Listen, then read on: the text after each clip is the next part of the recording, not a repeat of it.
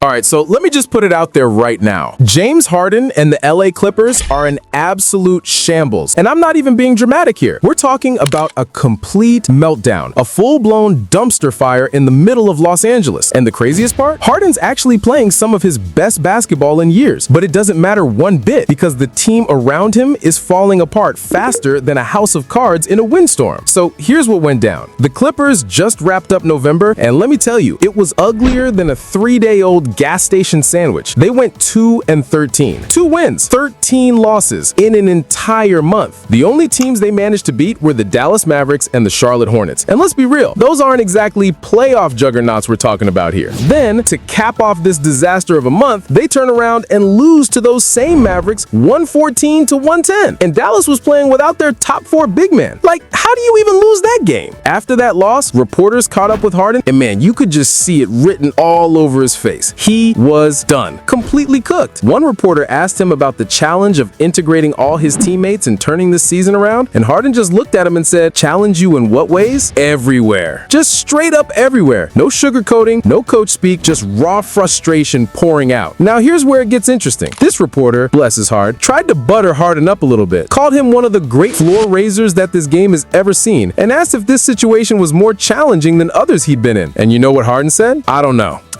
Can't recall the last situations or whatever. The situation here is just difficult. He couldn't even finish his sentences properly. He's just mumbling through answers like a guy who's already mentally checked out and started browsing Zillow for apartments in whatever city trades him next. But hold up, let's pump the brakes on calling James Harden one of the great floor raisers in NBA history. Because is he though? Is he really? This is a dude who's been to exactly 1 NBA Finals in his entire career, and that was back in 2012 when he was 22 years old coming off the bench for Oklahoma City. And you know what happened in that series against LeBron and D-Wade's Heat? He completely choked. Kevin Durant was going toe-to-toe with LeBron. Russell Westbrook was battling with Dwayne Wade. But Harden, he averaged 12 points on 37% shooting as the reigning 6th man of the year. That's the very definition of shrinking in the moment. And here's the pattern we need to talk about, because this isn't new territory for James Harden. Think about it. Things started off so promising in Houston, right? He was the man putting up monster numbers, winning MVP, but how'd that end? Demanded a trade, showed up to camp out of shape, basically forced his way out. Then he goes to Brooklyn. Oh man, the Brooklyn experiment. You've got Kevin Durant, Kyrie Irving, and James Harden. That's supposed to be game over for the rest of the league. But nope, more drama, more dysfunction, and Harden demands another trade. Off to Philadelphia he goes. Fresh start with Joel Embiid, another MVP caliber center to play alongside. And what happens? Same story, different city. Things fall apart, he wants out, and boom, here we are in LA. So now we're watching this same movie play out for the 4th time, and honestly, at what point do we stop blaming everyone else and start looking at the common denominator? I mean, I'm just asking. What do you guys think? Drop it in the comments. Is this all just bad luck, or is there something about Harden's game or his personality that just doesn't translate to winning when it matters most? The wild thing about this season, though, and I gotta give credit where credit's due, is that Harden is absolutely balling out. Like, individually, he's been phenomenal. He's averaging 28 points, 9 assists, and 6 rebounds per game. Those are vintage Harden numbers, the kind of production we haven't seen from him in 5 years. Last season, he made his first All-NBA team in half a decade, and this year, he's looking like a lock to make it again. The dude is putting in work. He's hitting his step backs, running the offense, getting guys involved. On paper, everything looks great, but here's the problem. None of it matters because the Clippers are 5-20. 5 wins, 15 losses. They're circling the drain, and Harden's individual brilliance isn't enough to keep them afloat. The team is ranked 22nd in offensive rating and 25th in defensive rating. They're the 5th worst scoring team in the entire league at just 111.8 points per game, and they play at the 3rd slowest pace. That's a brutal combination when you've got an aging roster that can't generate consistent looks or keep up with younger, faster teams. And here's what really stinks. They've blown double-digit leads on back-to-back nights. They had a 16-point lead against Memphis, a team that was missing 4 point guards, and they still found a way to lose. That's not just bad luck. That's a fundamental breakdown in execution, in coaching, in team chemistry, in everything. Everyone thought things would turn around once Kawhi Leonard came back from injury. Harden said it, Coach Lou said it. Everybody was just waiting for Kawhi to get healthy and stabilize this ship. Well, Kawhi's been back for 4 games now. You know their record in those 4 games? 0-4. 4 straight losses. They lost to a depleted Memphis team. They lost to a 5-15 Mavericks squad. Kawhi's return hasn't fixed anything. If anything, it's It's exposed just how deep these problems really go. After one of these recent losses, a reporter caught up with Harden, and man, you could just see it written all over his face. He was done. Completely cooked. He said, "What other choice have you got? It can always continue going. We'll see." We'll see? That's not exactly the rallying cry of a leader who believes in his team. That's a guy who's already got one foot out the door. And let's talk about what's at stake here for Harden personally. This isn't just about the Clippers season going down the tubes. Harden has made the playoffs for 17 straight years. That's the longest active streak in the entire NBA. 17 consecutive playoff appearances. But the way things are going right now, that streak is seriously in jeopardy. Can you imagine? After all these years, after all the teams he's been on, this could be the season that finally breaks the streak? That's got to be eating at him. Now, the front office knows they're in trouble. They've already been linked to potential trades for guys like DeMar DeRozan from Sacramento, somebody who could give them another scorer and take some pressure off Harden and Kawhi. But is that really going to solve the problem, or is it just rearranging deck chairs on the Titanic? Because here's what I keep coming back to, and I want to hear what you all think about this. Is James Harden actually a floor raiser, or is he just a stat compiler who puts up big numbers on bad teams? I mean, look at the evidence. When he's had legitimate championship caliber rosters around him, what's happened? In Houston, they came close a couple times but could never get over the hump. In Brooklyn, they flamed out spectacularly. In Philly, same story, different city. And now in LA, even with Kawhi Leonard and Paul George, oh wait, Paul George is gone now, but even with the pieces they've had, it's not working. You know what's really telling? Harden's best basketball, his actual championship moment, came when he was a role player in Oklahoma City. When he wasn't the guy, when he was just a weapon off the bench, that team made the finals. The moment he became the centerpiece, the system himself, as he loves to say, the championships dried up. Maybe that tells us something. So here's the million-dollar question, and I really want to hear from you guys on this one. Where does Harden go from here? Because let's be honest, we've seen this script before. When things go south, Harden starts looking for the exit. He'll either show up to practice in a fat suit or camp out at his favorite buffet until management gets the message. A trade demand is coming. It's not a matter of if, it's a matter of when. The most likely destination? I'm thinking Houston. Hear me out on this. The Rockets are legit right now. They're probably the second best team in the league behind Oklahoma City. And yeah, I know the irony of that isn't lost on me either. OKC, the team that drafted Harden, is now the best squad in the NBA. But Houston lost Fred VanVleet before the season. And while Amen Thompson is developing nicely, they could use a veteran point guard who can control the pace in the half court. Plus, Harden and Kevin Durant are apparently still cool with each other. They played together in OKC in Brooklyn, and that's one of the few bridges in this league that Harden hasn't completely burned. Now, would a Harden to Houston trade actually work logistically? That's tough to say. Matching salaries between the Clippers and Rockets wouldn't be easy, and you gotta wonder if Houston even wants to mess with their chemistry when things are rolling so smoothly. But stranger things have happened, right? And if there's one thing we know about James Harden, it's that when he wants out, he usually finds a way to make it happen. The broader question, though, is what this means for Harden's legacy. He's 36 years old now. Time's running out. He's got the individual accolades, the MVP, the scoring titles, the All-NBA selections, the all-time assist records he's chasing, but that championship ring is nowhere to be found. Unless something drastic changes, unless he lands in the perfect situation with the perfect roster, it's probably never going to happen. At some point, we have to reconcile the fact that James Harden might just be one of the greatest regular season players we've ever seen who could never quite figure out how to get it done when everything was on the line. And maybe that's okay.